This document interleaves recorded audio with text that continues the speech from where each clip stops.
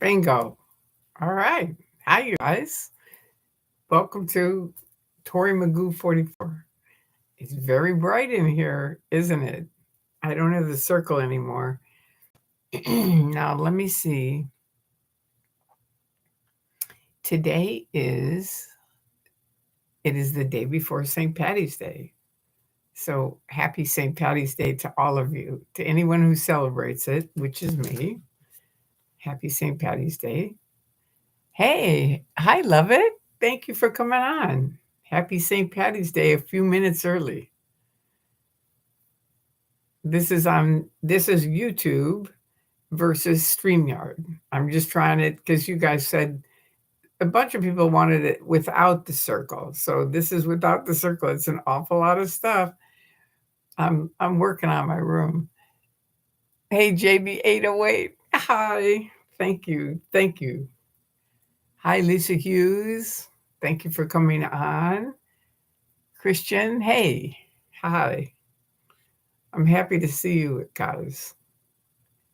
I don't know. Let me see if I need this. Do I? Yes or no? What do you think? Yes or no? I think yes. I'm voting for it. Hey, Sophie, hi from New Zealand. How are you? And JB808, aloha. Yeah, one of these days we're going to come over there and visit you in Hawaii. That would be fun. That would be very, very fun. And New Zealand, that's the other one. Hi, Eric. Oh, yeah, that's right. I forgot to put up a title. I'm not quite sure on YouTube how that works, but we were going to talk about, I think I did. I think it's on there, stress. And thank you. It's then and now. Like how do we handle stress in Scientology, and how do I handle stress now, and people that I know. Yes, your title is right. Okay, good. Thank you, Eric. Good. All right, so there you go. So welcome everybody. I had the best St. Patty's Day dinner I've ever had tonight. And can anybody guess what it is? Your Yes, your title is right. Okay, thank you. Can anybody guess what my best St. Patty's Day dinner is? Now, this is the day before St. Patty's Day, but I did it anyway. You have to guess.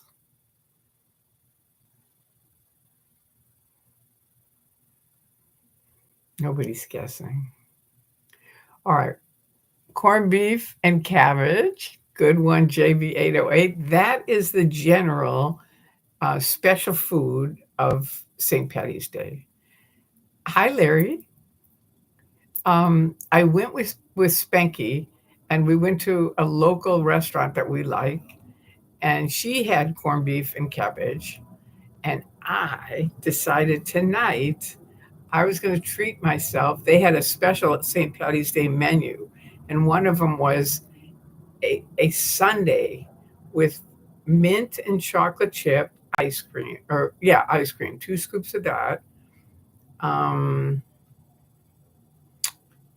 hot fudge, whipped cream, nuts, and sprinkles, and a little cherry on top. And that was my best St. Patty's Day dinner ever. I don't really like, I love corned beef hash, but I don't like corned beef itself, and I don't like cabbage. So there you go.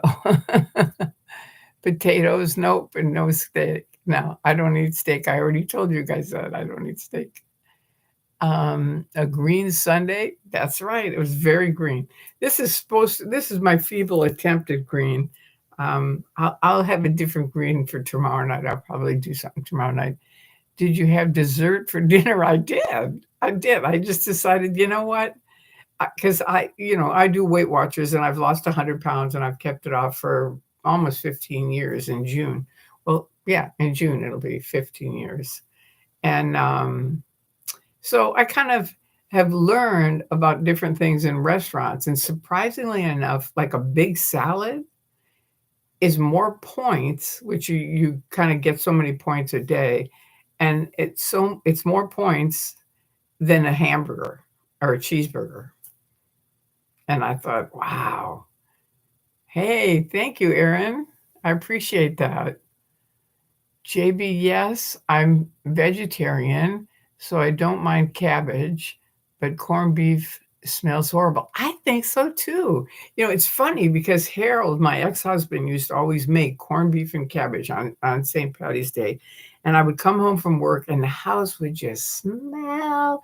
It was just awful. And then when I got out of Scientology, I re-met my friend Spanky, and she's really big on corned beef, and she said, "No, no, it shouldn't at all." And she made it, and I went over there on St. Patty's Day the first time, and it didn't smell at all. And tonight we were saying it again. It's like, wow, I don't know, because I agree with you. But it didn't at her house, and it didn't at this restaurant either. So I don't know. I don't know what that is, but I guess there's a way to cook it where it really stinks. But anyway, I loved my sundae tonight. It was really fun to eat it. Oh, it was so delicious. I don't have Sundays often, but when I do, I really like it. Do you think it's a spices seasoning? Yeah, that could be it. That maybe there's a certain kind of spices that he used that made it really stink. But oh, it was awful. Every St. Patty's Day, I'd be like, oh no, I got to go home and smell that. It was awful. Okay, wandering wombat. Wow. Hi, Tori.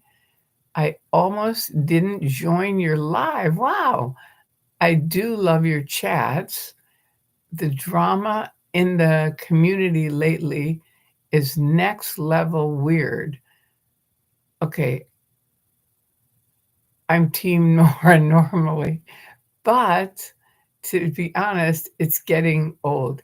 Yeah, everybody here, we stay out of that, and I ask everybody to. And it's like if you go into another site where people are saying stuff against anybody in this site, just leave it alone, because it's like an old fire that's burning out. And if you've ever built a fire, a real fire, with wood, and it kind of smolders out, and then if you throw a dry log on it, boom, it blows up. And that's exactly what happens when you try to get in one of those drama things. It's like it never goes anywhere. I always tell people, if you really, really, really are concerned, ask the person to talk to them personally. Say, look, I want to talk to you about this. I don't agree with you. And can you please either private message me, email me, or call me? And that's what I do. I never get into it online anymore. And Jesse taught me that. Step away from the stove. And I talked to Jesse tonight. It was his birthday yesterday, and he's doing good. Oh, good. Love it. You love hot fudge sundaes. Ooh, but I only eat them with vanilla ice cream. I know Spanky was the same. She didn't really like the green mint, but they had a lot of chocolate chips in it. So it wasn't so much minty as it was just really tasty. Anyway, but not necessarily healthy. I will say that, but it was delicious. And when you don't eat too much of that, it's fine. That's the way it is. All right. So now Aaron said, it's my birthday. Oh, happy birthday, Aaron. All right. Well, yesterday, I guess. So you and Jesse had the same birthday, one day before St. Patty's Day. That's Jesse's also. So happy birthday, a day late. And how do you manage to stay out of the rubbish? Step away from the stove. That's what Jesse taught me. Believe me, I've been in it. When I first escaped out in 2000, pretty much everyone that had anything to do with Scientology either said nothing, because most of them were still in the church, or if they were out, Scientology was right in there right away saying, don't trust Tori, she's X, Y, and Z, blah, blah, blah, all this shit. And I tried to fight it for a long time. I really did. And it was really driving me nuts. And I finally talked to Jesse, and he helped me. He really helped me. But he said, step away from the stove. That's it. You're never going to win being in that fight.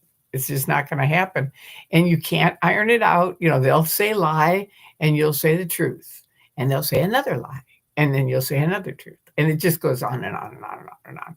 So in Yachty, when I volunteered with him. He was my auditor, and I helped him. He was sort of mainly an auditor at the enhancement center, but then in the morning and night, he worked with OSA on the internet. And he told me, he said, the only thing we can't handle is if people don't answer. He said, it doesn't matter what they answer, as long as they answer. But if they don't answer, there's nothing we can do. So there you go. Hey, 49ers for life. All right. Now let me just see. I think I missed a bunch of you. Ooh, ooh, ooh.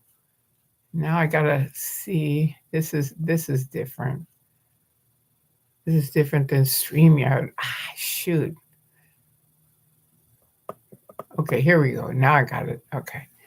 You lost 50 pounds, Larry. Good for you. Congratulations. That's a lot of weight. That's 5 10-pound bags of potatoes or 5 bowling balls, just for people that are thin, because people who are thin just have no concept of 50 pounds and what that feels like. That's a lot of weight. So good for you. Congratulations. That's fantastic. All right. Now let me just see. I don't want to miss you guys. Let's see. Did you have dessert for dinner? Yes. Sophie asked me that, and I think I answered that. All right. Now I'm going to try to go down. Somehow I got to go over to Best Buy and find out how to do this thing up and down easy. Okay, so you're a vegetarian. That's cool. Awesome to get it off. Totally. Yeah, that's way to go. And do you think, oh yeah, that's right. I think we did this because we talked about the spices. That's what I think it was. Okay, happy birthday. JB, definitely the meat itself, because I don't mind spices. It's the smell of the meat. But I am sensitive. I'm the same. I am the same. Forget it. But I love corned beef hash, which comes in a can. It's just like chopped up stuff. It's different. I'm here, and yes, I agree. Okay, so Sophie is saying to 49ers, who I can't see what 49ers says that you agree. Okay. I feel a particular way about the drama, but I don't bring it up in Tori's chat. Thank you. I appreciate that, because it's not that I'm not saying don't have a view on it. I'm just saying once we start snarling about it, other people disagree with it. They're on one side or the other, and it's just like, that's not what my side is about. So let me talk to you about stress. And when we were in Scientology, of course, you're not supposed to really be stressful, because if you are, that's considered down tone. So people are always really happy in Scientology. Not really, but that's what they pretend. And for me, it really helped me because I was a Buddhist before I got in Scientology. And that taught me some really good skills just for kind of mentally calming down. So I've always used those skills, even when I was in Scientology. I know they had, it's another practice. I didn't care.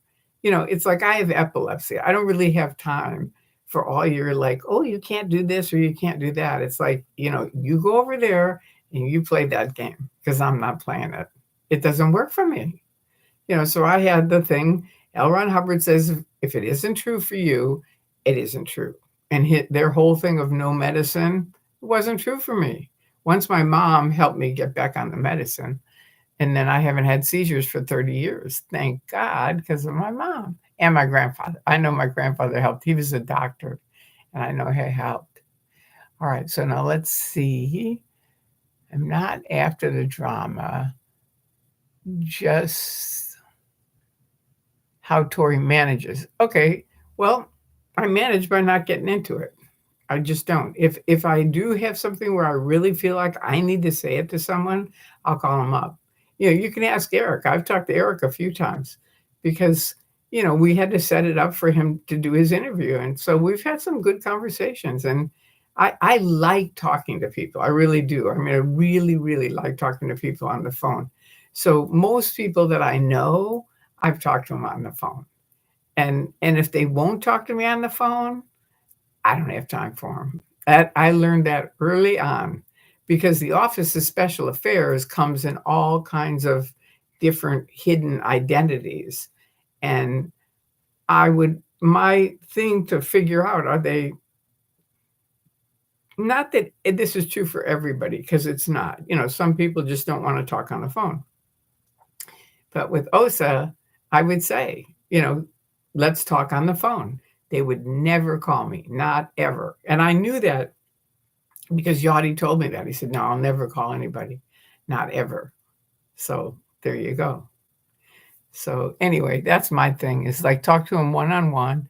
And if they won't talk to you one-on-one, do you really need to talk to them? Do you really need to be part of that? I don't think so. Not me. It's like there's too much good life and good people to live with. And life is short. It is. I'm 77. It's like I could be gone tomorrow. Do you know what I mean? And it's like I've already had this conversation with my brothers because they're older than me. And we've all agreed we had good lives. We've all had 3 completely different lives, but we've all really dug our lives. And we all said, if we die tomorrow, celebrate our life. Don't get into the big grief thing. It's not our thing. We're happy with how we lived our lives. And if we live another 10 years or another 20 years or another 30 years, then okay, good. So that's the way I am. And I want to spend my time, and I've told people this, surround yourself with good people that, when you leave from being with them, you feel better. If you leave and you feel crummy, those aren't really your tribe. That's my policy on it. It's like, I don't need to be around people where, I mean, not that you can be in a discussion where people are, you want to talk about a topic. I'm happy to talk about all kinds of topics, but I'm not happy to talk about people because they're not here, are they? So to be talking about them, it's like talking about somebody behind their back. It's just not, what's the point? And it does just create drama. That's all it is. And if you think I'm wrong, tell me. I want to hear it. I really do. Okay, now, okay, let's see. So did that explain it, Wandering Wombat? Did that explain how I handle it? If it didn't, ask me another question. Moderation in terms of food, absolutely. That was the thing Weight Watchers taught me. Smaller portions, right? And make a better choice. That was a big part of my waking up. I mean, that was the very, very first thing. One of the very, very first things that helped me in waking up. I joined Weight Watchers. I was 100 pounds overweight. And Scientology is like a triangle. So I was up at the top. I was next to the top. The top is OT8. I was OT7. And by that time, they've stopped you from thinking, talking, looking at things. It's just a continuous, I can't do this, I can't do that kind of thing. And I know you guys are going to say, I would never do this. And everyone in a cult that knows someone in a cult, they say, I would never do that.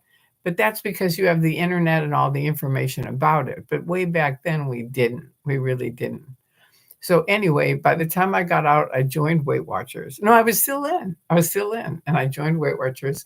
And she said, you know how you go to the grocery store and you go, should I get a donut? Should I get an apple? Donut, apple. And she said, have a committee meeting. And this is how brainwashed I was. I went, could you tell me what a committee meeting is? I couldn't even think with it, what she was talking about. And she said, well, It's like just everyone does it. You talk to yourself and you think, "Should I get the donut? Should I get the apple? Should I get the donut? Should I get the apple?" She said, "Just make a better choice. Get the apple." And I thought, "Oh my god." I mean, no one knew I was like I was still in a cult actually then. It was soon after that I got out, but it was really freaky for me. I've told that story at Weight Watchers for people since because it's so life-changing. I mean, it was for me, it really was. Anyway, there you go. So how do I handle stress? So that for me, it helped because I already had Buddhism as a part of a base or something. I was really into self-improvement books and still am.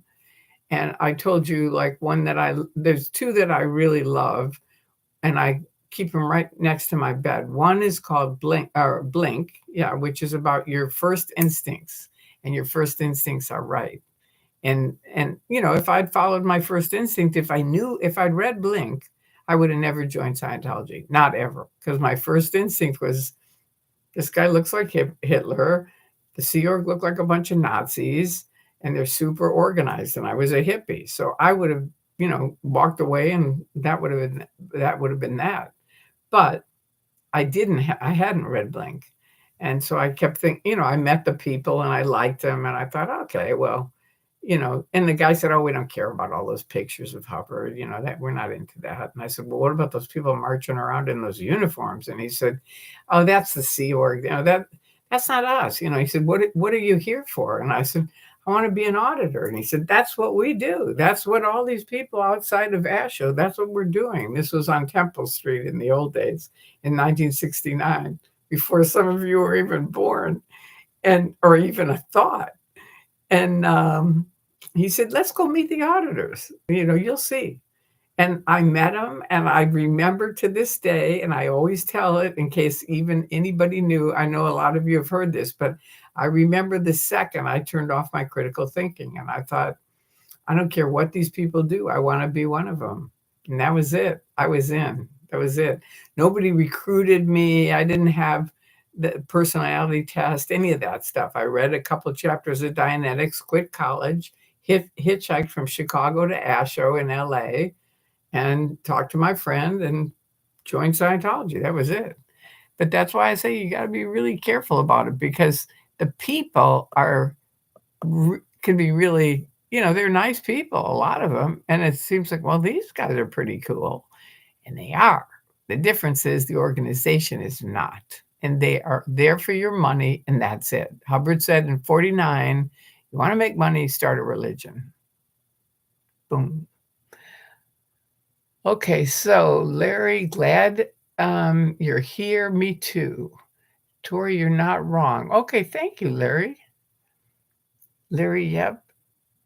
It's so damaging. Yeah, it really is. And they've really picked on, Sophie and Lovett and me too. Believe me, I've been through my shit on it. But it's like after a while, you just have to go, okay, I get it. That's what you think, and you don't have the courage to call me.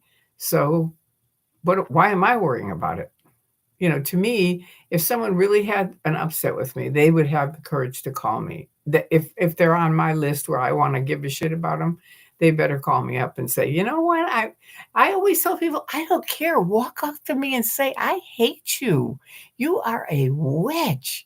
That's okay with me as long as you walk up to me and say it, right? But don't be going behind my back and saying it. That's not good. That is a whole different game, ball of wax. It really is. But you can walk up to me and say whatever you want to say, because but at least stay and let's talk. Okay, now just a second. Larry, Sophie. Okay. Yeah, it is so damaging. You're right. What do you do for fun? I love music, number one. So music is number one. Movies. I love seeing my friends. So, I'm always out visiting my friends. We go places. I love to go on drives. I love to go on road trips. Like, Eric was talking about a road trip, and I said, yeah, we should go on one with the people that are here in LA. We should. We really should. But I like going out and doing things. That's what I like doing. It's fun for me. I also love games. I really do. And I haven't played them in a long time because I mean, my son now he likes games too. So we kind of play games, but I used to love my family. We used to play, Clue and Monopoly and all those things. And I like those kind of things. I really do. They're very fun. We kind of need to set that up again because there isn't really a place where you can play games that much. I have to start experimenting with making different candies. Don't you dare love it. You're going to torture us again with your delicious food. No, you don't have to stop. You just have to bring it here. No, don't. I'm kidding. That's another thing that Flora taught me. Don't bring your enemies home with you. It's a good one for food, for food. Okay, Eric, we'll do part 2 of my interview this week and talk about more of my story with high functioning autism. Here you go. All right. Program people. Okay. How they could be diabolical. Well, people in general could be diabolical, and especially on the internet because, it's like it doesn't take any courage to just be really creepy to somebody on the internet. It does in person. It takes a lot of courage. So that's the difference. And you realize, okay, anybody can sit. My dad used to say it all the time. He was a broadcaster for football, and he was also a football player. So he knew what it was like to be in the game. Now he was broadcasting, and afterwards, guys would come up to him and say, well, the quarterback should have done X, Y, and Z. And he'd look at me and he'd say, Tory, Monday morning quarterbacks are a dime a dozen. Everybody knows what you should have done when you were in the game. But the difference is they weren't in the game. So the people in the game are playing the game. And when you're in the game, there's a different stress and there's just a different timing that you can do what you can do and that's it. Anyway, that's my dad, Magoo. That was his nickname that I gave him. Okay. Hi, Tory. What was the name of the book again? Okay. One is called The Four Agreements, which I mention a lot of times, but it really helps me. I get it out all the time because I'll get bummed out about something and I just get it out and open it up and start reading it. It doesn't matter what chapter I'm on. It always helps me. So that's the one, The Four Agreements. And the other one is called Blink. And I highly recommend them. All right, so those are those two. Tory, wait. Uh-oh. I got to try to go up again because you wait.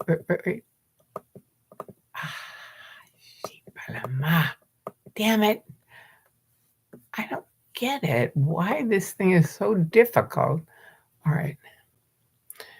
What was the name? Okay, Tory has the message that everyone needs to hear. Less drama, more love. Yeah, and be factual. It's like for sure love is a great thing, but sometimes people are ticked off. So okay, call the person, talk to them. You know what I mean? Or go for a walk, go outside and get some air and breathe. You know what I mean? And look on the internet for good things instead of for fights. I do all the time. I have a couple. One of them is called Just Breathe. Great website. But I love, there's websites on great quotes and quotes on living. And the other thing is TED Talks. That's another one. If you have something that you can't do or you have problems with, type in, insecure plus TED Talks, and somebody will come up and they've got really good advice. It's a great show. But thank you, Aaron. I appreciate that. Okay, so Good SP. All right. Hi, Tory. Hope you're doing well. I am.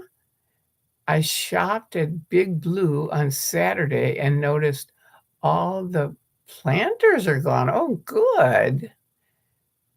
Miss meeting you and listening to you knowledge about your journey. Well, you're welcome. I'm here more and more. I mean, I've taken a little bit of a break, but I'm because I was helping my son, who was burned out of what is it called? Altadena. So anyway, we've been working on that, but it's coming along. I love Tori's advice. You're so wise, my friend. I feel the same about you. Thank you, Sophie. I really do. I love you and I love your advice too. All right. So, Larry, and I love your questions too. You have really good questions. She really does. I mean, I look back to the ones with Doug. Oh my God. You're just so great at that. Okay. Larry, you're not a witch. I know. But I'm just saying, if someone wanted to say that, I would rather have them walk up to me and say it. This is a true story that happened. I was teaching at a school, a Scientology school, and they have a thing called cramming or correction. And they're supposed to be able to answer anything that you don't know. And I was teaching sixth grade. Danny Masterson was in my class, believe it or not. A bunch of kids that were all Scientologists. Okay, so I only was there for a little while. I only inherited the class because this guy didn't know what he was doing, and actually the lady running the school didn't know what she was doing either. So it was pretty bad. But anyway, new math had come out. I don't know if you guys are familiar with it, but it's insane as far as I'm concerned. And I was like, I don't get it. So I'd go in to ask this lady in qual, and that was her job, was to answer our questions. So I went in and I said, I really don't understand this new math. Can you help me? And she'd always give me these really dirty looks. And I tried to talk to her a little bit, and she just had no time for me. So I finally wrote her a letter. And I said, dear so-and-so, you are an embarrassment to New York. You're from New York. I'm from Chicago. And New Yorkers and Chicago people generally will tell you how they feel. They say what's on their mind. And I said, but every time I come in here, you give me this dirty look and you treat me like shit. And it really pisses me off. It's supposed to be your job and you're not doing it. And anyway, I forgot how I ended it, but that was it. And she took me out to lunch. She goes, oh my God. Because I said, I'd rather have you walk up to me and say, look, I hate your guts. Stop asking me these questions, right? I'm fine with that. But don't just give me these dirty looks. You know what I mean? Come and say what you have to say to me. And she took me out to lunch and she said, I had no idea I was doing that. I'm so sorry. I don't understand new math either. It was so funny. We had such a great lunch. It was really funny. But that's happened, excuse me, with a bunch of people where I tell them that if you want to say something, if you have something, that's why I use that example, because it's like, if you want to call me a witch, come up and call me a witch, but don't do it behind my back. You know what I mean? Have some courage. So there you go. So love it. We want more candy, not less. True. Okay. Now my eyes are getting weird. Okay.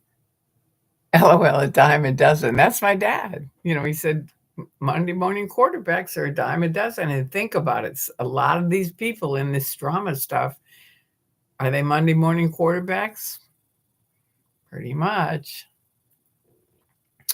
So true about people having all the advice on how to play a game when they ain't even the one playing. Yeah, that's what my dad taught me. And it's helped me all my life. It really has. Because you think, was this person in the game? No. Okay. End of story. So that's one of the things of how I handle it. But as far as stress, for me, it's music. That helps me. Movies, I love. Calling someone, talking with them on the phone. Writing. I love to write. I keep journals. I have journals from when I was 10. I think I bought one of those journals where you can lock it up and it has a key and everything. And I had one of those when I was a little kid. and I'd write all my stuff and lock it up and hide it away and stuff. It was very funny. But I still, to this day, I have journals and I swear by them. I mean, it's like at night when you come home and you're like, oh, and you're thinking about whatever, something you're worrying about. Get out your journal, write, and just keep writing until I'm a big person where I'll write until I come up with a solution. So I just write and write and write, and then that's it. I'm better. Now I can go to sleep. Okay, so Eric, he said, love it. I want your chocolate peanut butter. I know, pretzels, when you're back in here in California, where I love them. Or I can email you my address and you can send them to me. Well, that's nice. We have good people here. Krista, thank you. Eric. Okay. All right. And then love it. Eric. I'll bring some. Oh, good. She has good stuff. All right. Now let me get. Ooh. All right. Here we go. And Larry says, Tori, Jazz Raz, Sophie, love it. It really is cool. I don't like board games myself, but I went once for an office party and everyone was in heaven. It was very cool atmosphere for those that love games. Yeah. Yeah, I grew up, my mom was a big party animal. She just loved parties. So, if we had to rake the leaves because we were in Chicago, and when the leaves would really fall down, she'd send out invitations and she'd say, we're going to have a leaf raking party. So wear your rags, come on over, bring a rake. We're going to rake, and then I'll serve dinner. And we would have so much fun. She would always have good music. Everybody dance around. It was really fun. Okay, so I like board games and cards the best. All right. And Love It said, Tori Magoo, some people have, let's see. I'm trying to read this. Resting bitch face. So it looks like they're giving dirty looks, but it's just their face. No, I think she really didn't understand the good, but I know what you mean. That some people do, but this lady really didn't understand new math either, so it made her mad. And then when I would come in and ask her about it, it would made her super mad because she didn't know, and it was her job to know. So anyway, I know what you mean though.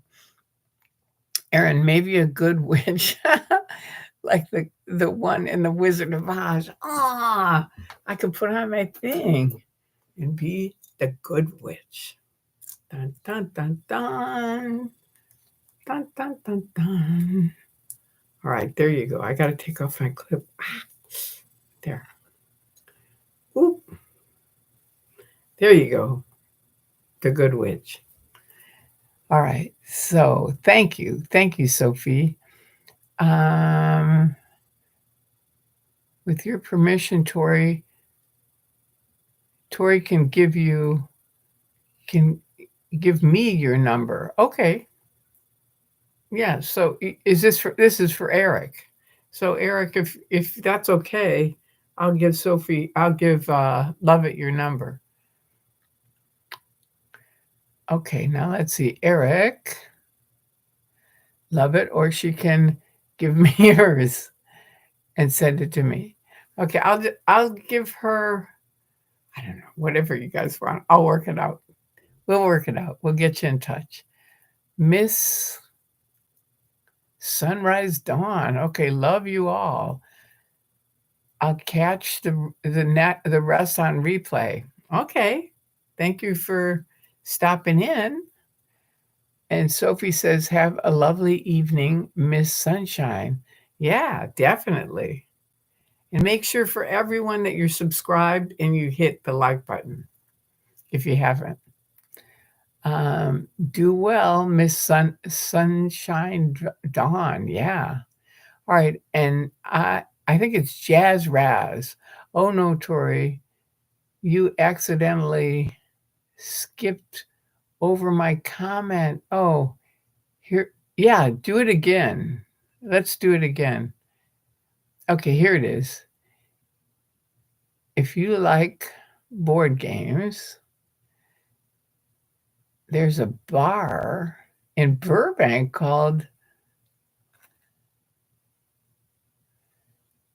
Guildhall Guildhall on Victory. They have 200 plus board games you can play with friends. Wow, thank you.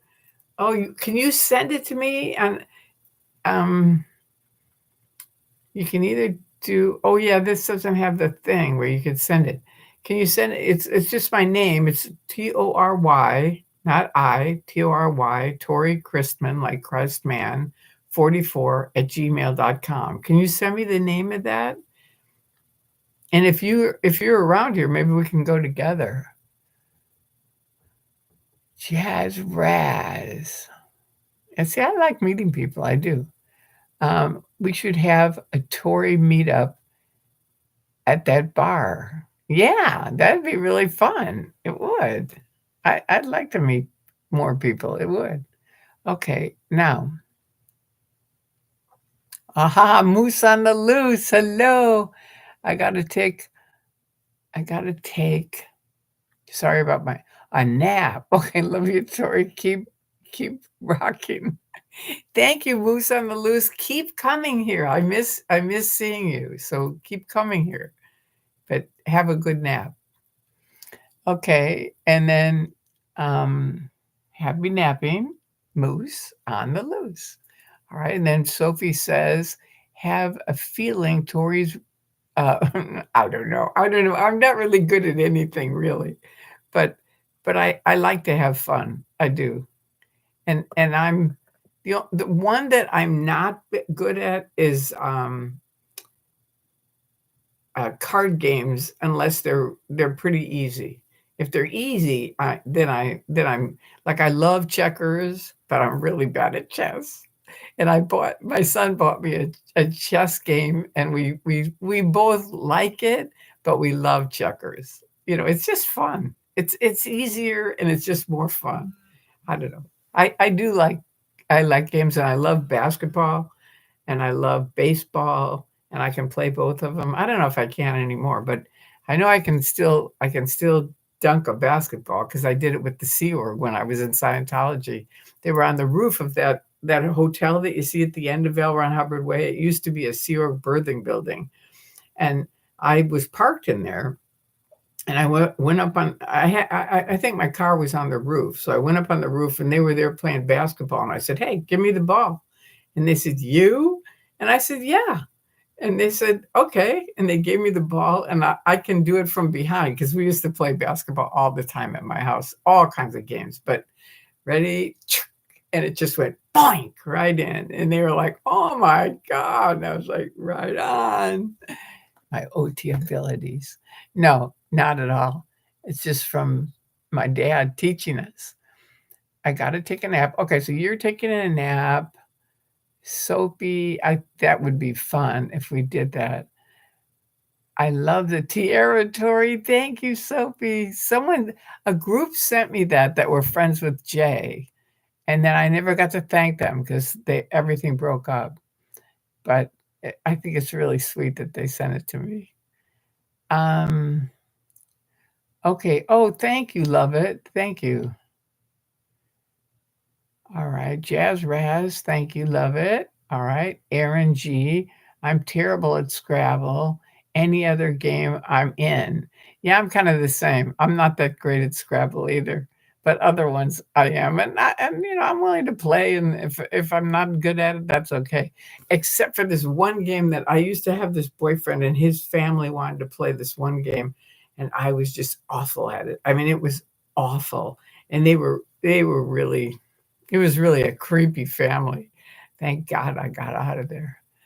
I just texted you the bar with the games. Oh, thank you, love it. You knew it? Okay, thank you. I appreciate that. I love card games the best. Okay. Well, I like some of them, but I like all kinds of games. I really do. Like we used to do well, like when I was little, we'd play hide and go seek. So I know that's why I'm good at sneaking around because I used to be I can just literally, and this is a true story. I walked through you can go like the Rose Bowl. You see the Rose Bowl and they have the big parade. And after that, they have a thing where they show all the floats and you can go and see them. So we were going to see the floats. It was a whole street full of policemen, shoulder to shoulder to shoulder to shoulder to shoulder. And I took my son, I said, "Just follow me, and I can just do this thing where I'm just invisible. That's it. That's it." And I just walked right through the police line. I used to do that all the time downtown too when I sold gold. I'd just drive it'd be like top security. The only people in here are like sheriffs and blah, blah, blah. And a sheriff would drive in and I'd drive in behind him and I'd get up and I'd say, "What are you getting your wife for St. Patrick's Day?" And he'd say, "I never know what to get her. I don't know what she likes." And I'd say, "All right, well, I can help you with that. Let's go in." And of course, they'd introduce me to more guys and I'd sell tons of stuff. And I'd say, "Look, if your wife doesn't like it, I'll be back in a couple of weeks and you can trade it in." And no one ever traded it in. Okay, I just texted you. Okay, thank you. All right. Aaron G, I agree with you there. I'm terrible at Scrabble. Me too. My spelling is crap at the best of times. Yeah, me too. Okay, I love board games. I'm good at Scrabble. Ooh, with letters. Is there a different Scrabble? I thought all Scrabble was letters. Isn't it? Isn't it? Or there is something else. Okay, and Aaron, Denver J, whatever happened to him? I met him in Denver, then he went off, then disappeared. What a lovely soul. He is a lovely soul. And what happened is his parents, he, he was done here. Because his parents kind of needed him at home. So he went home. He was protesting in Denver. Someone smashed in his camera and his window. And so he kind of got snarled up in that and he was going to sue them. And I was on the phone with him and I said, "Look, Jay, I really want you to understand something. You're not suing that guy. That guy's on staff and you're going to sue the Church of Scientology." And almost, if you look through the history of suits, the majority of people have lost. Not that you can't, but a lot of people have with a lot of money. And then you have to pay, because remember, Hubbard says, get him in court, keep him in court, bankrupt him. So that's a lot of money to those big top attorneys and stuff. So anyway, I said, just settle with them. Get your money back for your window, get your money back for the camera, and some extra money for all the hassle you've had to go through. And that's it. Then move on with your life. And I said, you're a young guy. Don't waste your life doing this for the rest of your life. And he changed his phone number and that was it. So he thanked me. So I think he's doing good. I do. Okay, so now Eric said, I love board games. I'm good at Scrabble with letters. Oh, Eric is the one who said with letters. Oh, with letters. Okay. Yeah, I thought you meant with numbers. Yeah, yeah. I think that's all there is Scrabble with letters, isn't there? Anyway, that's what happened with Denver J for Eric G. And Eric, Scrabble has letter tiles. Yeah, that's what I thought. Yeah. And love it. I love Scrabble. I knew you would. I knew you would. Sophie, I play Uka or 500, and my granddad taught me to play poker when I was really little. We used matches. Isn't that fun? I mean, if you have good grandparents, it's so great. It really is. They're so special. I, we used to have a thing. Did I tell you guys about Kansas City? Or do you want to hear about it? Anyway, it's not anything about the stress thing. So, well, sort of it is. Actually, it kind of is. It does kind of have to do with it. So I'm going to tell you about it. My grandparents lived in Kansas City, Missouri. Now, Kansas City, Missouri, and Kansas City, Kansas are like one street apart, but they're very different. So people from Missouri always say, no, no, I'm from Kansas City, Missouri, right? Not from Kansas, from Missouri. Okay, so they lived in Missouri, and now I forgot what I was going to tell you about him. Oh yeah, my grandfather. So my grandmother was very like everything had to be in its place, and you always had to be careful because she had all this crystal around and stuff like that, and you could, hit it and break it and all this other stuff. But my grandfather was a doctor, and he was from North Dakota, so he would always take us to the middle of Kansas City. There's an eagle. It's a big statue of an eagle. And he took each one of the grandkids separately each time. And he'd say, all right, I want you to see if you can spit in the old eagle's eye. And I know some people might be grossed out by that, but we loved it. I mean, it was I think it was the beginning of because all three of us were very rebellious all through our lives in our own way. But I think it was the beginning of our rebellion. Do you know what I mean? Because it was sort of like you don't have to do everything per the book. You know what I mean? He was a doctor, so obviously he did a lot by the book. But the spitting in the old eagle's eye, we all still talk about it to this day. It was really great. Okay, so Sophie, Tori, love it. Knows my spelling is terrible. That's okay. You would both waste me at Scrabble, but we would have fun. Yeah, I just like playing games. It's like I'm the same with Scrabble. Um, good to see you. Hi. What does it say? Mick, Gigo. I don't know how to say that. How do you say that? Can you tell us? Anyway, it's good to see you too. I'm glad you're here. So we're talking a little bit tonight about stress and how they handled it then in Scientology and how I handle it now. And then in Scientology, if you are stressed out, first of all, you can read some of L. Ron Hubbard's great philosophy, or you can go get auditing, or you can go to ethics and do ethics conditions. So that's Scientology. Most of it doesn't really handle stress. And that's witnessed by, I now know 17 young people who have taken their lives who are Scientologists. So it's really a tragedy. I mean, Philip Gale took his life on the 13th of March, which was just a few days ago. And Liz Gale talks about it because that's his sister. And that was L. Ron Hubbard's birthday. So he jumped out of a window of a university on L. Ron Hubbard's birthday. 15-story window. Scientologist and naturally Scientology just swept it under the rug. Like they probably would have never even talked about it. But the university kids said, no, we know this kid. This kid needed mental health. And no one in Scientology, you can't get mental health. Even though Dianetics is modern science of mental health.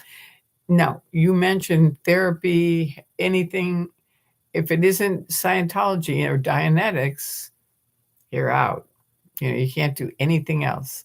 So the kids in the university wrote a whole webpage about Philip and what actually happened. And they said we knew he needed mental health, but his mother was a spokesperson for CCHR, Citizens Commission on Human Rights. Gack. It's about as far from human rights as you can get. But because she was a spokesperson for it, they knew Philip couldn't get any therapy. So he took his own life. That's it. You got to keep the feisty spirit alive in children and adults. Absolutely. That was my grandfather. It was. I mean, he was a riot. And the other thing was he was a great storyteller. That's why people always say they like my stories, but that's from my grandfather. I know and my dad too. My dad was good at it too, but my grandfather was like outrageous. He would tell us these stories, and we were city kids, right? We were from Chicago, and he was from North Dakota. And he'd tell the one that I remember is he would always tell us about how he was waiting for the bus and the teacher was there and these wolves came. The kids all jumped on the bus and the wolves ate his teacher. And we were like, we're in bed, right, with covers on. And we're like, oh, wolf ate your teacher. It's just like, come on. Are you serious? I'm going to take this off for now. But it was just like, are you serious? It was really freaky. And to this day, I mean, well, pretty much my son has taught me that wolves don't eat people. So that's not true. But for we that were there, the kids and the grandkids were like, I don't know, was his teacher eaten by wolves? He had a bunch of different stories. He was a character. But you're right. I wish you would teach me how to say your name, though. I'm going to just call you M. I remember that before I told you I'm just going to call you M because I don't know how to say your name until you teach me. Hubbard's brain farts are more likely to totally stress your brain additionally. Exactly. Right. I agree with you 100%. All right. And then Sophie says, Sophia. I didn't even see it, Sophia. She said, Sophia. That's for sure. Is Sophia M? Is that her? Oh, that's right. You told me that. Her name is her name is Sophie. Sophia. That's right. That's right. Okay, good. That's for sure. It is. Okay, and Aaron G, you are a great storyteller, just like your grandfather. Ah, that means so much to me. It really does. It's like he was a wonderful person, Dr. L.G. Potter. Yeah, he was cool. Her name is Sophie. That's right, Eric. Thank you.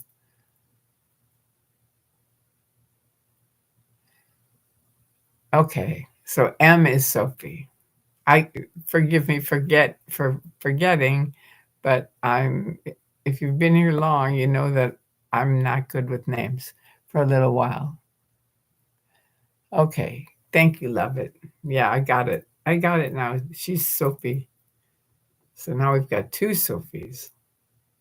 We can call her Sophie M and Sophie.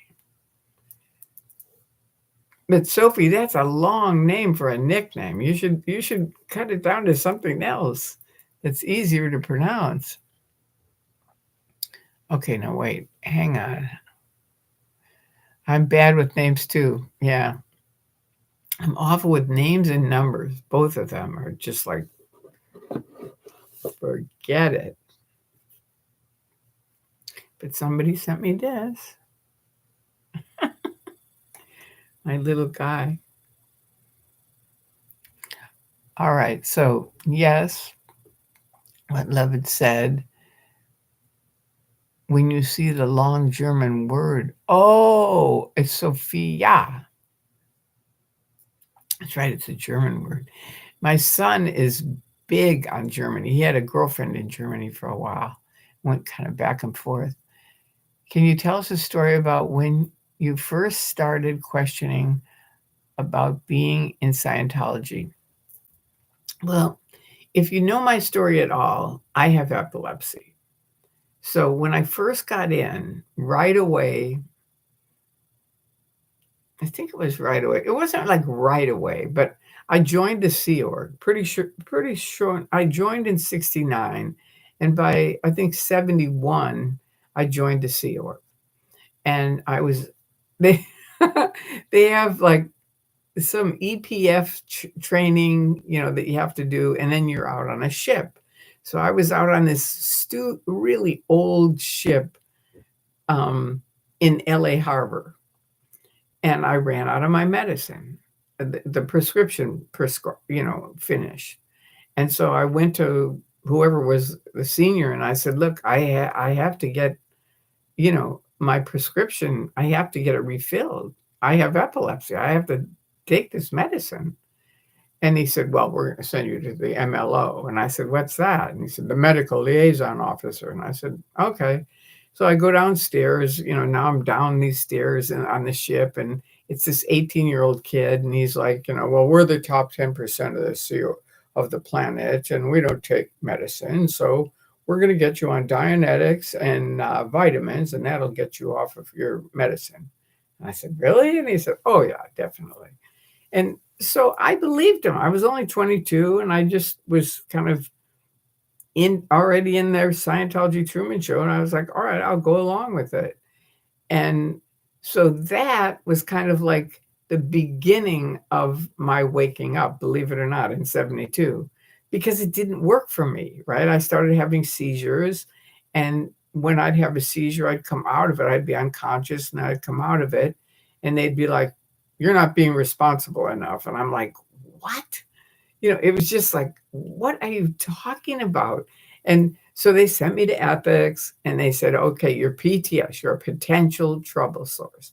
And I said, "To who?" And they said, "Well, we have to figure that out. But someone is antagonistic to Scientology, and that's why you're having the seizures." And so I was like, "Really?" And you have to understand that's how tricky it is, because it's sort of like when you're new to it. I mean, now all this stuff's all over the internet, so a lot of people know it.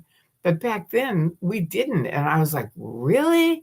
And they were like, "Oh, yeah. There's definitely someone that is talking to you that's antagonistic." And they said, "Who is it?" And I said, "Well, my mom isn't very happy that I'm in Scientology, of course, because she knows I have epilepsy.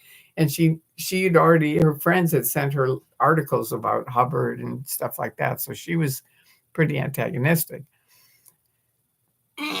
So they said, "Well, there you go. So you're PTS, you're a potential trouble source." And I was like, "F you." You know what I mean? I should have just left right then. But I'm glad I didn't, because I would have never had my son if I had left.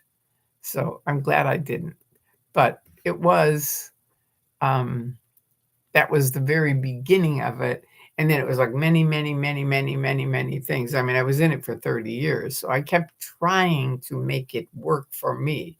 I mean, L. Ron Hubbard supposedly wrote me a letter and said, "You're Tory," because they said, "Okay, you owe $100,000 for blowing the Sea Org, for leaving."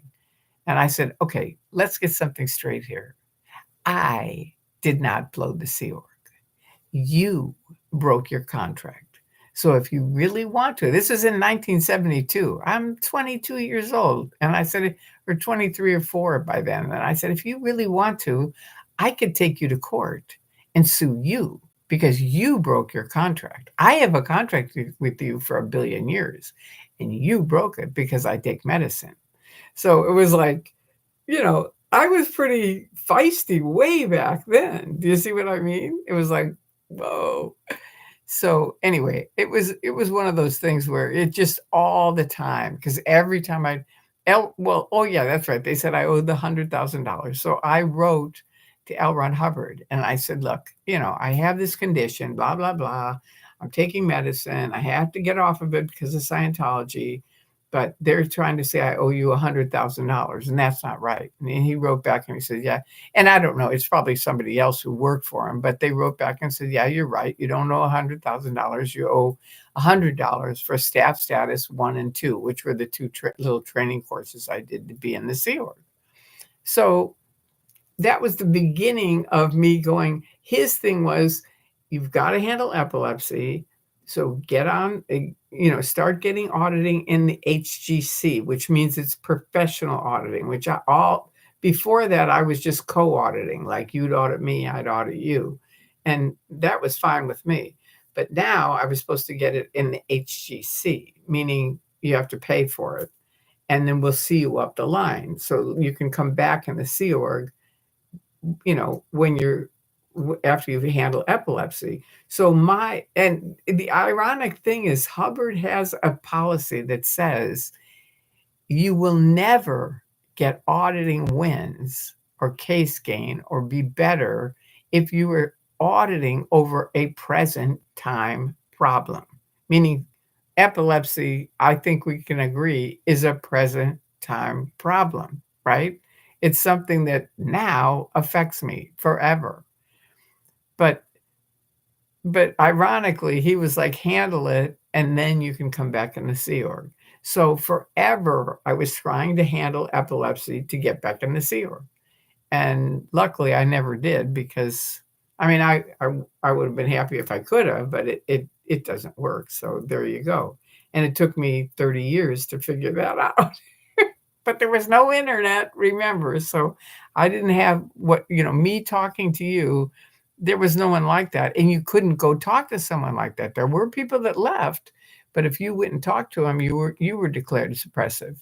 And just in case you ever missed on it, this is what happens. They declare you suppressive, and if they put all your overts or bad deeds on here.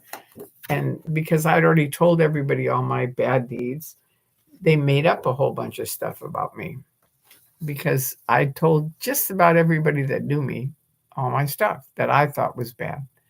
So there you go. All right. So her name is Sophia. Oh yeah, that's right. Okay, so we went there.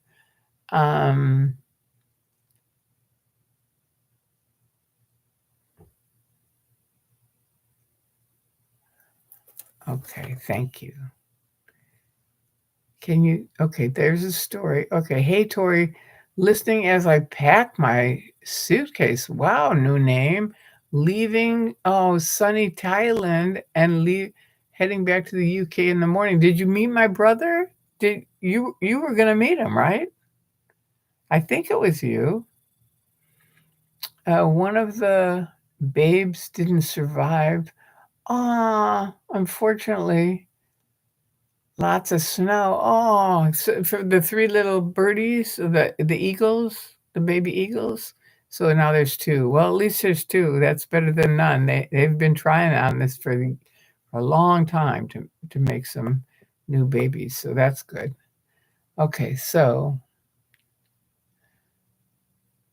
I didn't know that.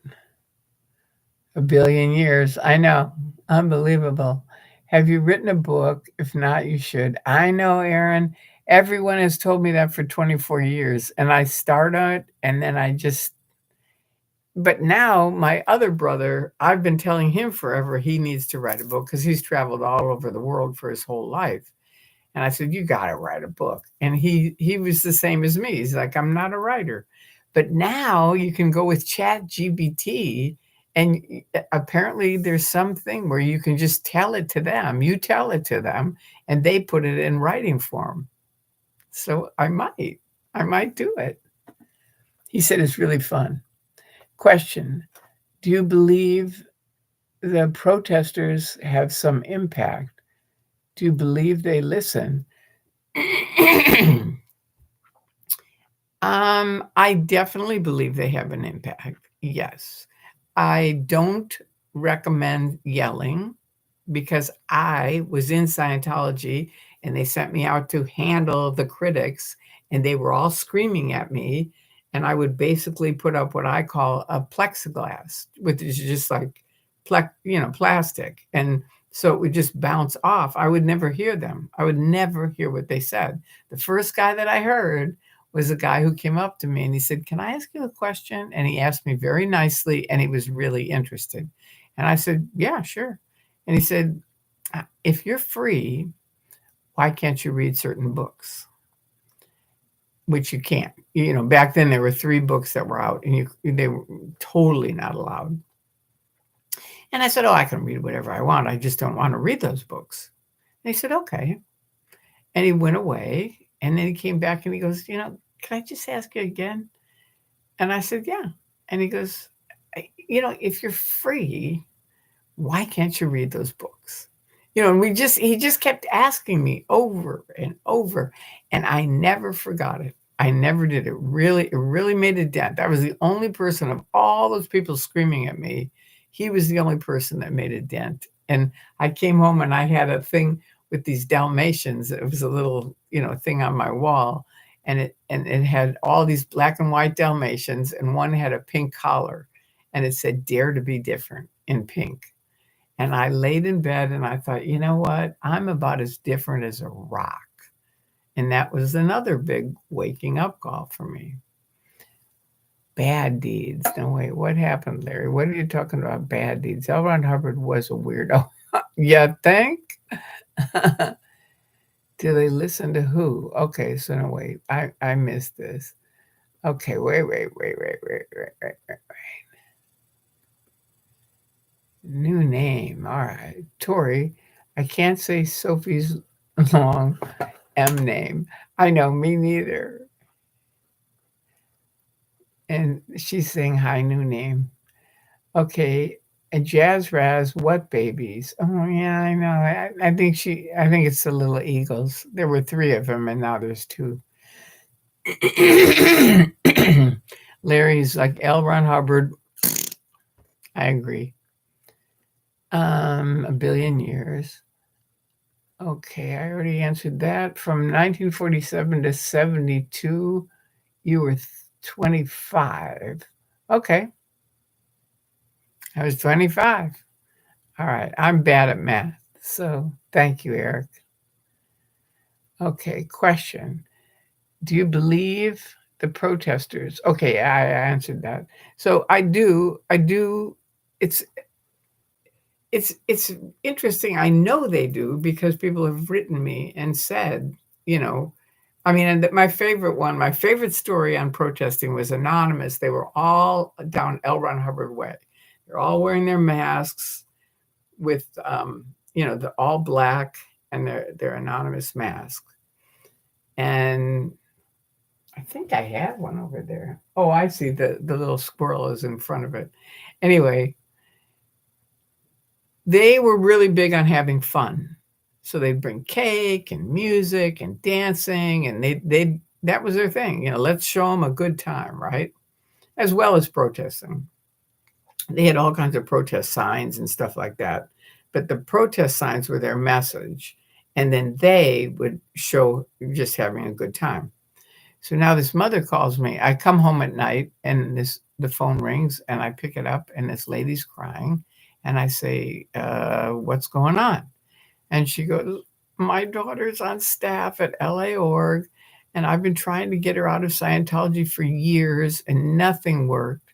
And finally, she called me tonight, and she said, Mom, these kids are having so much fun across the street, and I could be with them if I was out of here. She said, could you come pick me up? I'm done. And that was it. And I thought, oh, it's so great. It's so great. So, there's many people have written me saying, yeah, mostly they saw my videos and that helped them.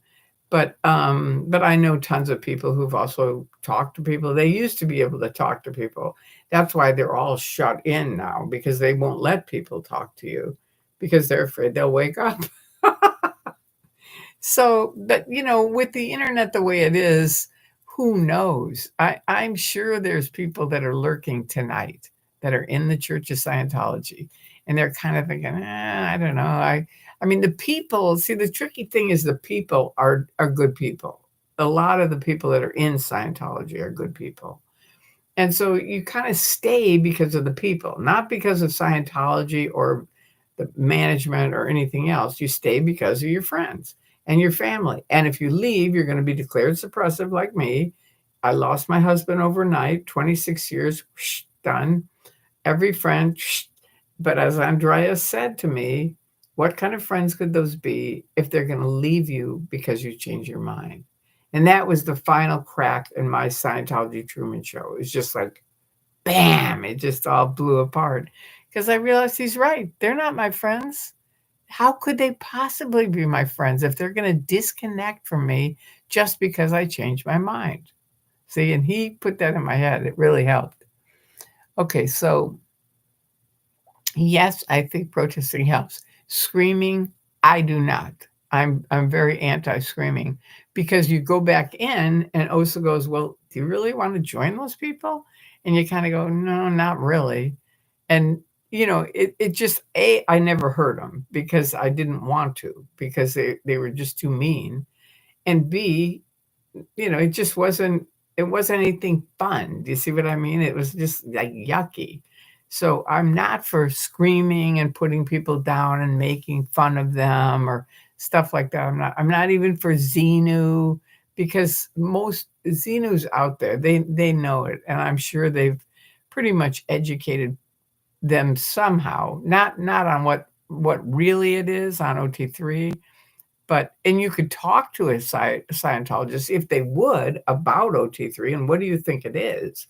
That's what I would say. It's like ask them questions like what do you think OT3 is?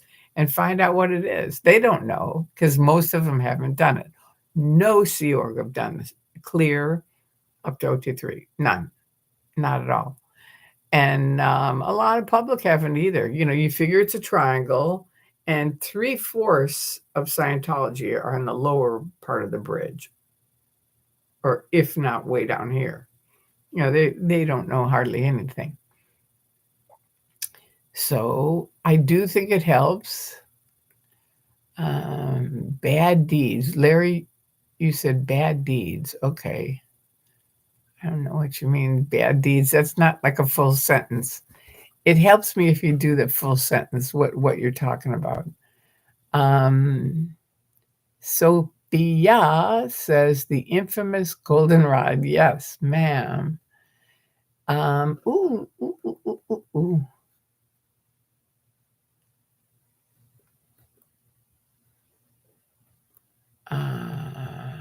Darn it. Oh, wow. Now I went way beyond you guys. Hey, Dave. Hi. Dave Gibbons is here. Woo! Good day, mate. Ah, the Australians. I love it. A book, Tori, is needed. I know that. I do know that. So I'm going to try with my brother and see if. Oh, thank you. Wow. Thank you very much. Who was that? Somebody just chipped in $10. And there you go. Christian, thank you. I appreciate that. Now, I don't know if it doesn't show it though. Okay. Ooh, no. No, no, no, no, no. Go away. All right. Now, how do I get back to the chat things? I don't know. Okay, I went to look for. Okay, there you are. Okay, thank you, Christian. I appreciate that. Okay, hi, Dave Gibbons. Let me see. I'm trying to find out where I am. Do it. Okay, a book. Okay, good day, mate. 101 Dalmatians, 101 Dalmatians. It was just Dalmatians, and it had the pink collar. It wasn't that. It wasn't the 101 Dalmatians. No, but I know what you mean. Yeah, it's kind of like that. It was an interesting thing for me. Ooh.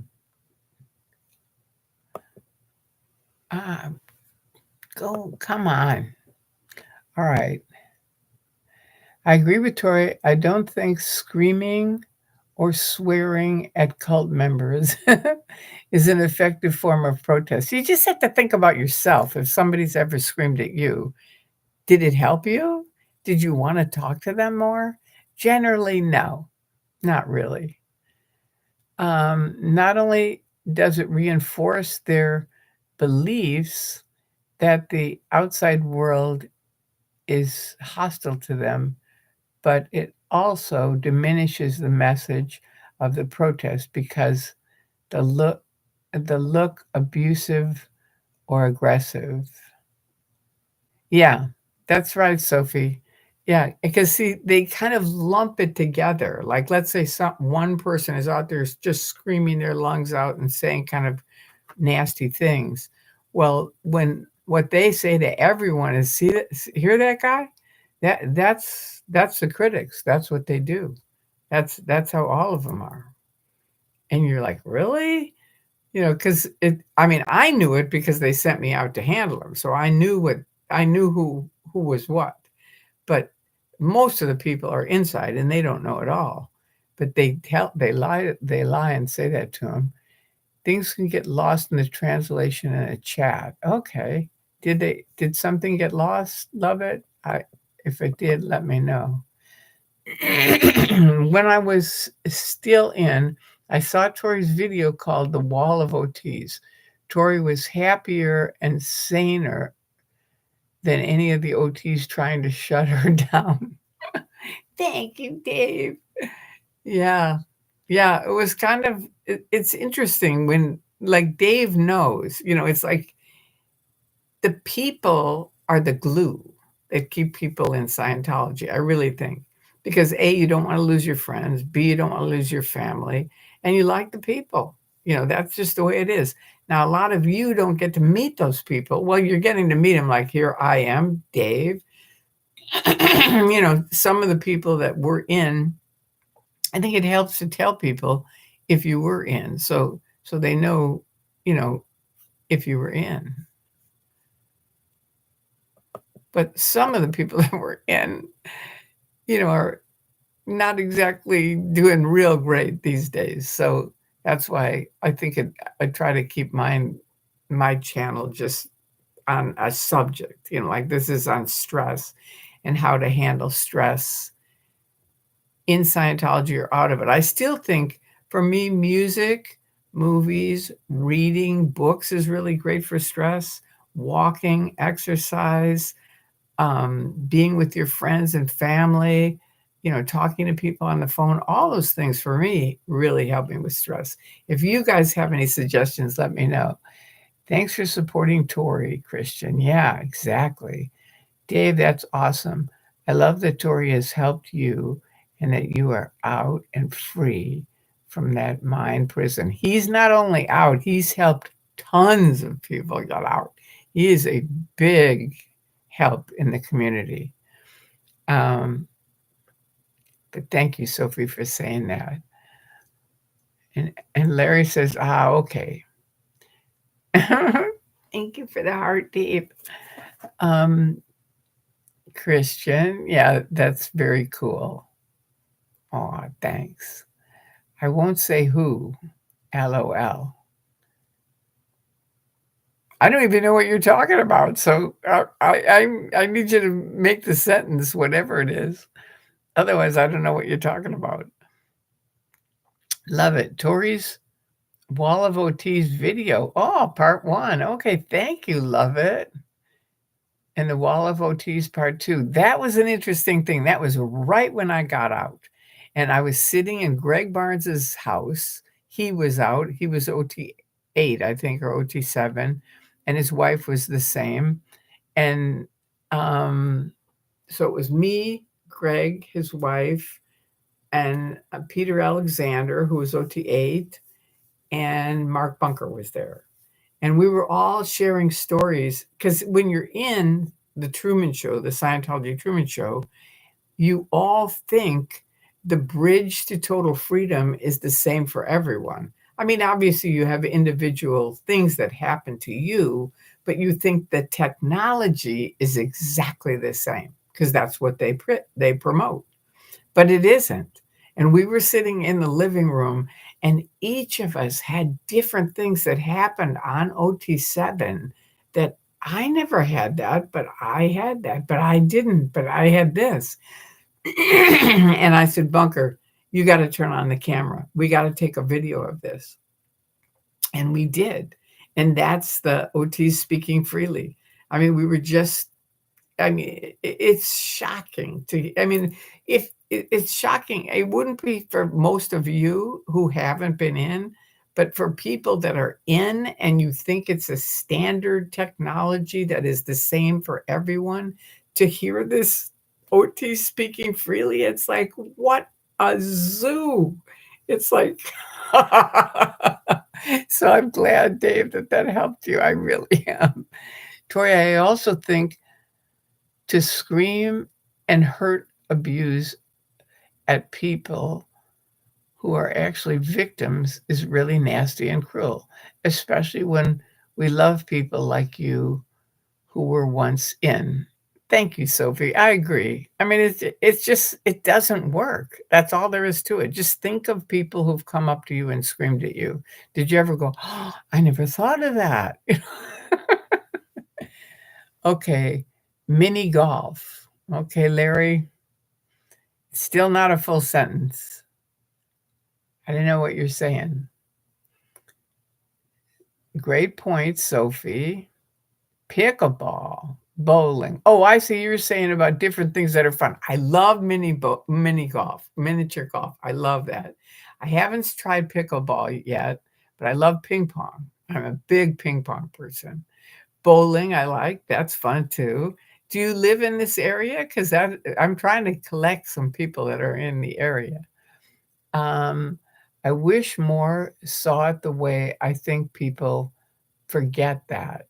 Yeah, I I do. I think you're right. Fishing. Oh, okay. All right. So fishing, not for me. My dad, that was the one sport my parents never taught us. And we realized later it was because they would go on this 2-week fishing trip with their friends and probably drink and fish and, just have a great time without the kids. So they taught it. My dad said, I'm going to teach you every sport. And he told me this. He said, I'm going to teach you as well as the boys every sport. And then once you're good at it, you can decide if you ever want to continue doing it, which is a great way for parents if you think about it. Because, of course, if you don't know how to do it, you don't want to do it, right? Because you're not any good at it. But once you're good at it, there's a lot of things that you might do. Finding something to relax. I gotcha. Okay, Larry. So I kind of picked that up finally, that you're mentioning different things we can do in relaxation. So thank you. And Sophia says, I decompress by taking walks in nature, preferably in North Sea mud and along the harbor. But woods and rivers work too. Yeah, I love woods and rivers. My favorite is walking in a crisp night air, watching stars. Aw, that's nice. That sounds nice. We hardly ever see stars here because there's so much light in LA. We don't really get to see stars, but that sounds nice. The zoo, that's a good one too. Dave Gibbons, it was right when Jenny and I, that's his wife, were talking about leaving. I showed Jenny the Wall of OT's video, and she thought the same as me. Tori is saner than any of these OTs. I know. It's a huge wouldn't you agree, Dave? I mean, once you leave, it's like such a relief because you have to imagine the amount of poundage. I mean, I had 100 pounds, first of all, but also the mental poundness of trying to make something that doesn't really work. It worked for Dave. I won't negate that because he had wins on it, but most people I know didn't on OT7. And so it was a huge weight lifted. And just leaving the cult, though, I know Dave knows the cult. It was good to get out of the cult. That's for sure. Thank you for that. I really like that. Thank you very much. Elizabeth Glenn. Hello, Tori. Hi, Elizabeth. You have helped so many. You have a great spirit. It's me from Park Ridge, my hometown, Pickwick. Thank you. Thank you for letting me know. It really helps me. Thank you very much. That's my hometown, and I love it. I really do. I love, love, love, love, love Park Ridge. It was my favorite place to live in my whole life. Okay, love it. Wild Bad is a great place to relax in your country. Amazing spas. Ooh, I like spas. They're good. Dave, wow, that must have blown your mind to finally see it. Yeah, it had to be kind of surprising, didn't it? Especially to see 4 OTs, all of us talking about it. It's amazing. I used to love fishing growing up. Yeah, I know my parents really were big into fishing. They would catch tons of fish. We were Catholic, so you had to have fish on Friday night. So they'd catch all these fish. They had this huge freezer out in the garage, and then they'd freeze all the fish. And I mean, my mom did not know how to cook fish. So we used to when I moved here, I'd be like, "No, no, I don't want fish. No, no." And my friends would say, like, "Try it. Try this fish. It's delicious." And I'd be like, "Fish is not delicious." It was just really it's still I'm still trying to get used to fish. It's really funny because I know it's really healthy for you, but I have a very difficult time with it because it was so awful the way my mom cooked it. It was sort of like beef jerky fish. Because she would way overcook it, thinking that I think they thought there were a bunch of bugs in it and stuff. Sorry, Mom. I used to love fishing. Okay. Aaron, if I was near LA, I'd totally take you out and play pickleball. Oh, that would be fun. That would be fun. 808. All right.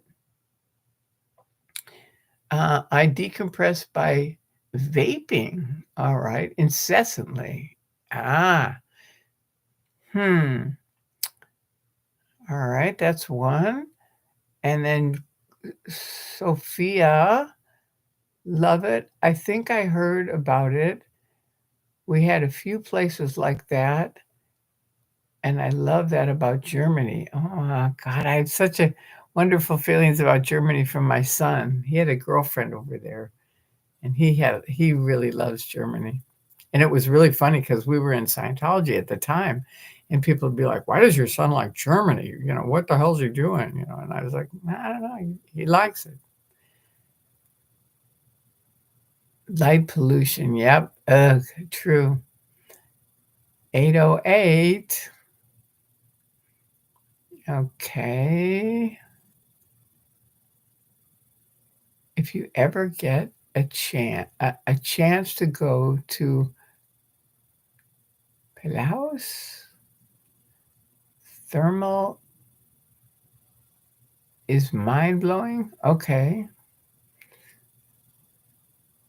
I'm not sure what that is or where it is. And are you talking to me, love it, or somebody else? Peleus? I'd imagine it would be terrifying to look back and realize how crazy this looks from the outside. Yeah. You mean the critics? How crazy it looks, or do you mean Scientology? I mean, for me, having been in Scientology and then coming out and seeing these critics, it was like, these guys are nuts. They were like yelling and screaming and L. Ron Hubbard this and L. Ron Hubbard that, and you don't know this and you don't understand that. And it was just sort of like, ugh, for years they'd send me out. Okay, Dave Gibbons, Sophie. I was in for 34 years. Wow. Was a highly trained auditor and made it to OT8. Oh, yeah, that's right. Tori is right. I had wins, but if I had to do it again, I wouldn't. I know. I wouldn't either, except for my son. Like for me, I would because of my son, because I adore him, and I wouldn't have had him. I mean, I really don't think so. I mean, my life would have been totally different if I would have gone the Park Ridge route. Um, okay, so Sophia says, I'm making a mental note, but I got a free water and air spa close by. Ooh, called the North Sea. Ooh, that sounds cool. The SP Country. All right. And Eric says, I'll tell more stories about my stories on part 2 of my interview this week. How's Wednesday at 8 p.m.? I'll call you, Eric, because I've got to check my calendar. I'm really trying to stick to that because I do it all the time. I go, oh yeah, that'll work out, and then I go look on my calendar. And go, ooh, I had something I have to do on Wednesday, so we'll pencil it in for Wednesday. That's what I always say. We'll pencil it in, and then I'll confirm it with you. I'll send you a text to say yes or no. Okay. Um, that sounds lovely. Do make a note. I've sent friends and they all flipped over it. Ooh, cool. Where is it, love it? Where is that? Elizabeth says, you must have attended St. Paul and the Cross. I did. Oh, funny. That is too funny. I was just thinking of that the other night. I went to Mary Seat of Wisdom, which is the first one, then St. Paul the Cross, then which was, I think, grade school. And then we graduated. We went to junior high. I went to Lincoln Junior High School. And then I went to the infamous Maine Township. There you go. And that's where I was in the class council, a special class council with Hillary Clinton. So, oh yeah, and the other thing I was going to show you guys, and I found it. This is a thing, I was in the original What is Scientology? And then right before I escaped out, they said, Tori, we want you to come over. We're going to redo What is Scientology, and we're going to make it into a little magazine, and we're going to get it everywhere, all over the world. And we want your win in it. So I said, okay, so here it is. What Scientologists say about Scientology. All right. And then oh yeah, here it is. I look really different. There you go. That's me. So anyway, I wanted to show you guys because a few times I've mentioned it. And then, wait a minute. A few times I've mentioned it and said I'm going to get it. And then I couldn't find it. But I thought it was in a different place. Stay there. Okay, so hey mods and all in the chat. Hi Connie B. Okay. You must have attended St. Paul the Cross. God, that is so funny. It's just so funny because I think it was last night or the night before, I was thinking about all the different schools I went to. And those ones there, Mary Seat of Wisdom, St. Paul the Cross, and Lincoln Junior High School, and then Maine Township. Okay, hey Tori, all right. Hey mods, and all in the chat. Hi, lovely. Okay, and then Sophie, Dave Gibbons, 34 years. Wow. I can only imagine how hard that was. Glad you're out now. He had good wins, though. He did. So, I feel the same. Like for me, 20 of the 30 years, I had a good time. I really liked it. I was really happy there. It was just the last 10 where it got really icky, which, of course, thanks to David Miscavige, Knucklehead USA, screwing it up. Not that Hubbard was great, because of course he trained Miscavige, But Miscavige took it to a different level of awfulness. And if you're in and you're lurking, get out. Hubbard said the way out is the way through. But if you think about it, he didn't go through it. He just took off, right? So my thing is the way out is the nearest door. You just have to find the door, open it up, and walk out because they can't do anything to you. If they try to, you say, I tell you what, I can either scream or you can let me walk out the door. You pick. And they're going to let you walk out the door because they don't want people screaming. But if they do, scream. You know what I mean? Call the police. You know, it's like you have every right to leave. You are not trapped there. You're only trapped there by yourself. And Dave knows that's true. I know. So howdy, says Connie B. I got sucked into a rabbit hole on X. I never go to X. Sending mean tweets to he who should not be named. Yeah, no, I never go to X and I never went to Twitter for that reason. It's just, and I don't go to Reddit either because all of those are just like filled with OSA crap. You know, just trying to keep people distracted from talking about Scientology. So, hey, Sophie. Hey there, it's me, Brad. How are you? Brad Mills. All right. Hi, Brad. Do you still talk to Hillary Clinton? No, but I talked to my classmates who were in with her, and they still live in Park Ridge, and they go on trips with her. When she was running for office, they went with her. And I asked them one time a political question, and they said she never talks about that with us. You know, they're just friends. They're like buddies. Like I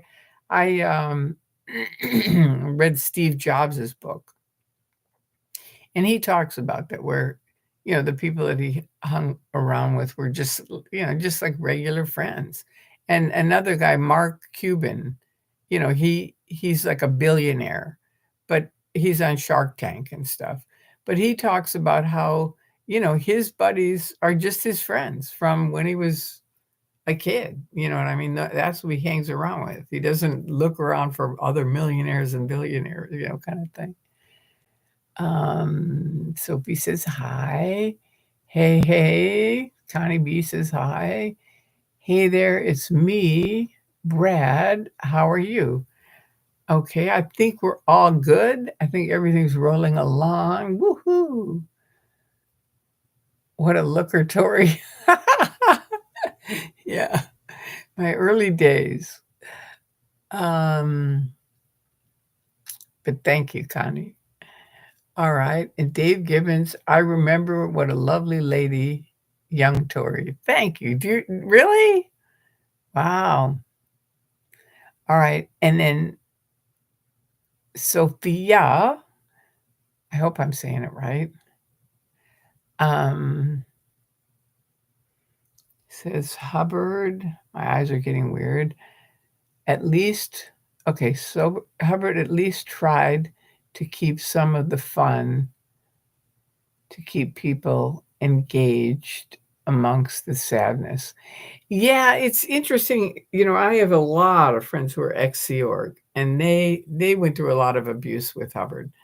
But they also said there was good times too, you know. So it's a different thing. You know, the thing I loved about L. Ron Hubbard more than anything, because remember right away they decided I was PTS because of epilepsy.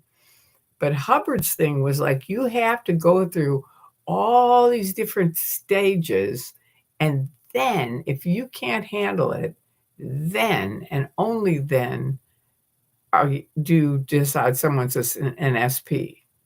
Miscavige, he declares people like that. He declared me. I didn't do any of all those steps that L. Ron Hubbard said you're supposed to do. None, not one. He just declared me SP. That was it. Okay. He took his money and split. Exactly.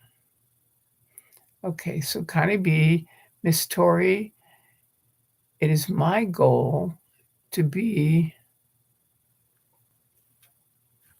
kicked off Twitter. Oh, God.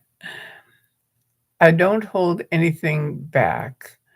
I am ultra careful here on the tubes, though, because they are serious about things.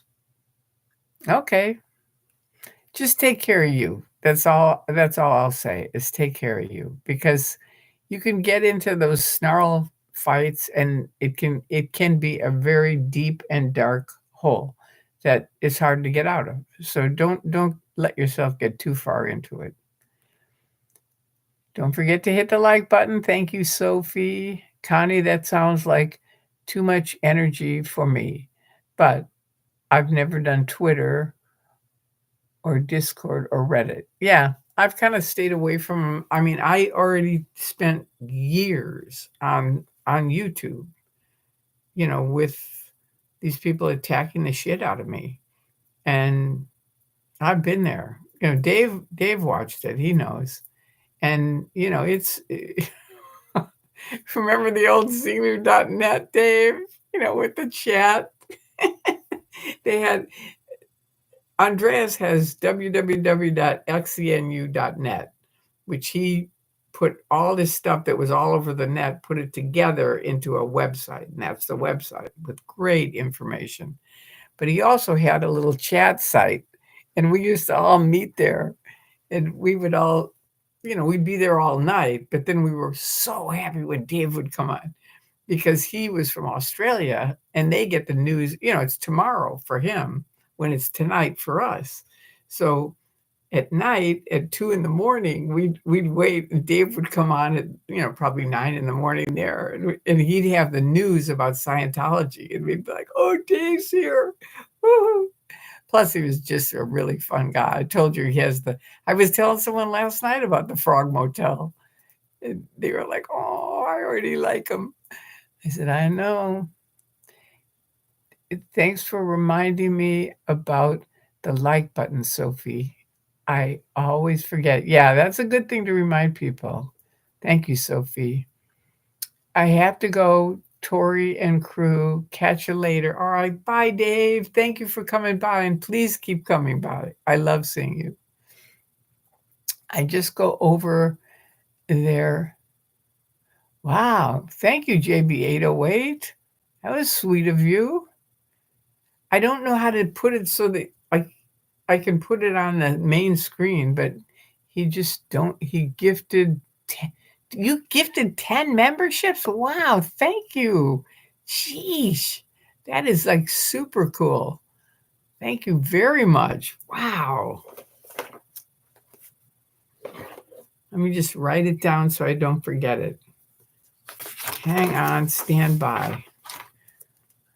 Of course, all my pens are gone. I have like 8,000 pens, but when I need a pen, they're all gone. That's so cool. Thank you. And Christian, thank you also, both of you, for donating. I appreciate it. All right, now, right on, Sophie. Okay. Kaylin Albright, all right, was gifted a membership by JB808. Cool. Rochelle was gifted a membership by JB808. Cool. Miss Withholdy was gifted a membership by JB808. Wow, cool, JB808. And Carly TX was gifted a membership by JB808. And Irish March was gifted a membership. That is so kind.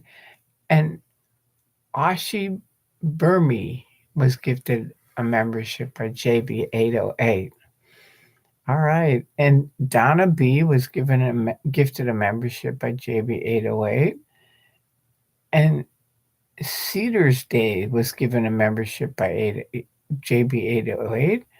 And Kim Leanne 67 was given a membership. That is so kind of you. That is really sweet of you. Thank you very much for doing that. And can you ask them to make sure to subscribe? I don't know if they're on here now or not, but if they're not, can you ask them to subscribe? And thank you. I think they're new people. Thank you very much. All those little hearts that Sophie put up, I am too. I just don't know how to do it on my computer. But thank you. And Love It says, "You're a sweetheart." You are. You are the sweetheart of Tori Magoo 44. Um, and thank you, Sophie and Love It, for being my moderators. I was trying to I was trying to wait towards the end of your stream so I don't distract. Nah, it's okay. I love it. I love that. Don't ever worry about that. And you know me, I don't know. I never know when it's going to be the end. Let's see what time we've been. Ooh, we've almost been on 2 hours. Okay, I better get off.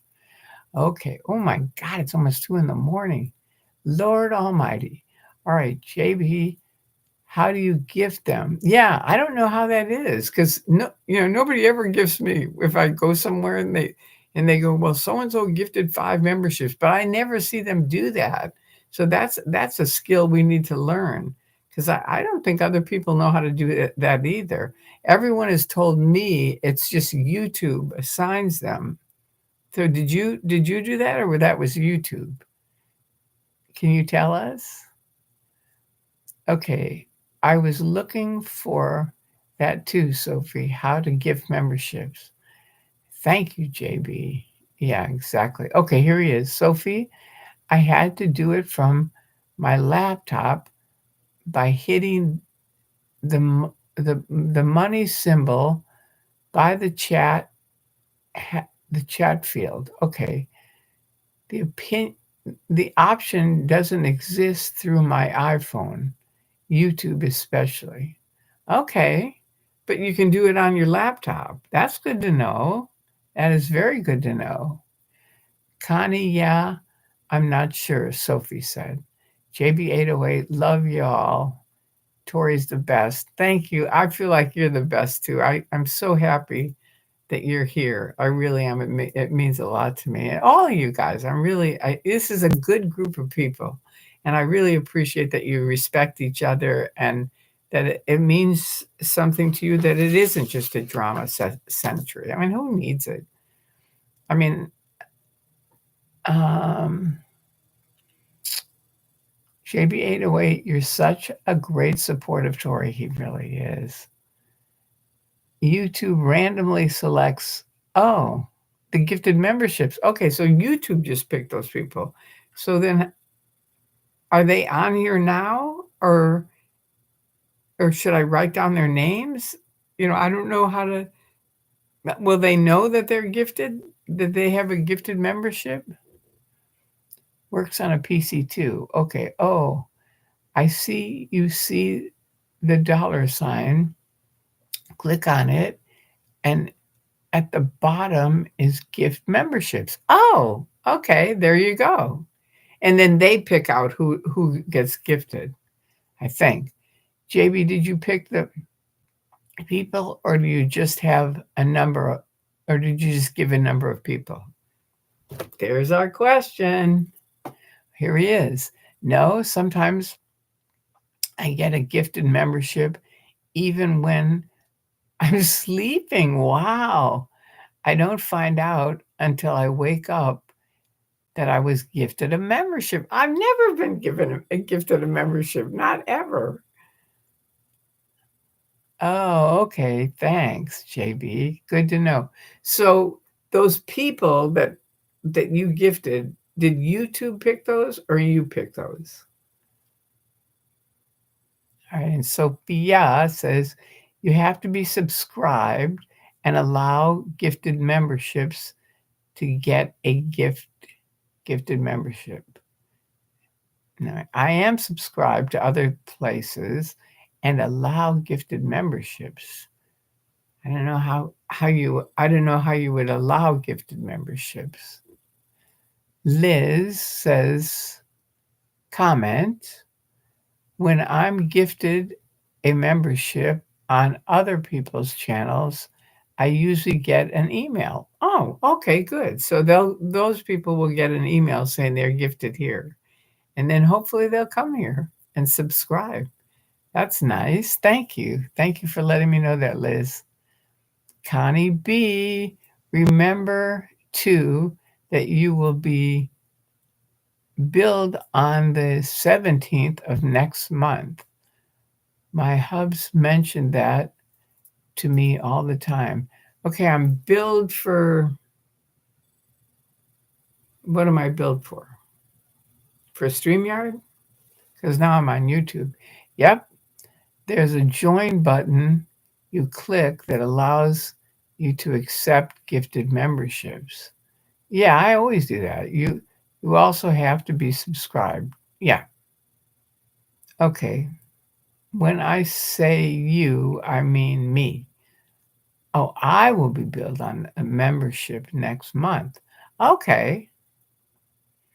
Okay. All right. Well, that's good. Thanks for the gift, JB808. That's good. That was very educational. I didn't know any of this, so thank you very much. And thank you, Connie, for explaining that. In other words, JB will not be billed for the memberships from here on out if that member, uh, if that makes sense. Yeah, because now they're members, so then they're billed on it. I get you. I get you. Cool. Anyway, I appreciate all of you. I hope this has been educational in some way. I haven't told that much about stress, but I think I kind of did. In Scientology, it's pretty much auditing, reading books, getting trained, um, and mm, ethics. That's their other one. And then, as a public myself, I always still listen to music. My husband and I love to watch movies, so we're big movie fiends. So those are things that, neither of us were big high stress people anyway. He's very funny and I like humor. So we weren't big on being, hey, happy St. Patty's Day. That's right. Thank you. Thank you for that, Irish Mart. Happy St. Patty's Day for you.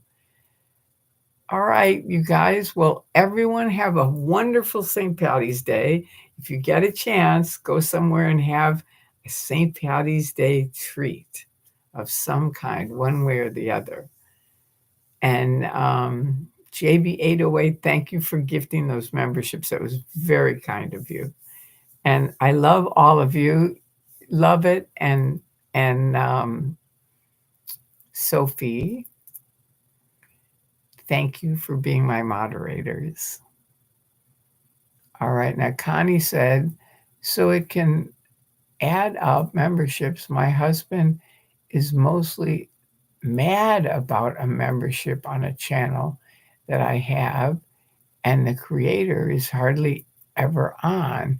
He says he will be going live, and then he never does. So, all right.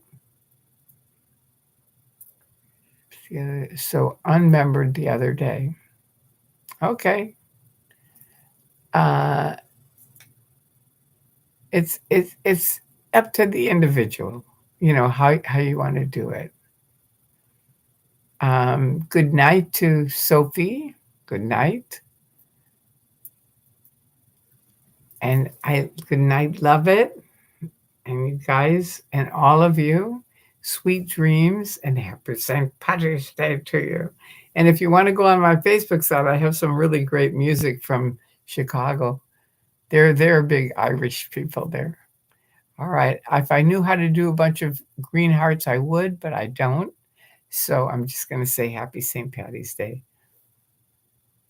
All right. Talk to you guys soon. I'm going to sign out now. Have an amazing night and a day. Oh, lots of love from Culver City, California. Thank you, Eric. Go Tory. That's right. All right. It is a ghost normal channel. He is notorious for being absent for months, and people will support him. Go figure. All right. Okay. Well, thank you, Irish Smart. I love all the little, I love that. Happy St. Patty's Day. Have a good day, all of you. All right. I will talk to you soon. I'm going to figure this out now. I think you hit the X for this. I think. We'll see. It says live. Ooh. All right.